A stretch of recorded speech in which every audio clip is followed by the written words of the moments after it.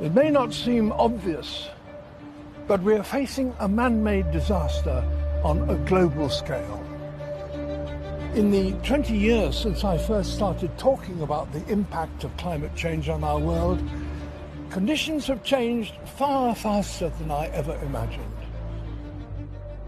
Before we started to burn coal, the amount of carbon dioxide in the atmosphere was about 280 parts per million. It's now over 400 parts per million. And the planet gets warmer and warmer. We are seeing the impacts of climate change now play out in real time. They're no longer subtle.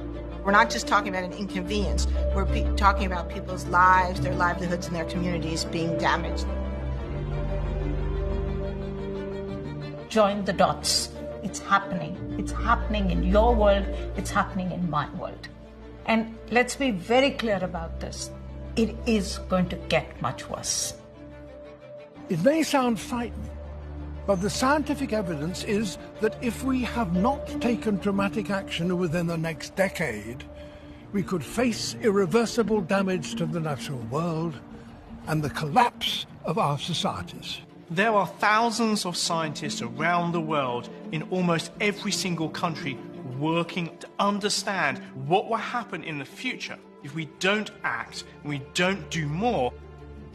They predict that if we carry on as we are now, where CO2 continues to increase, we would hit 1.5 degrees global warming by between 2040 and 2050. We're on course to go through 1.5 degrees in just a few decades' time, and the models differ slightly as to exactly when.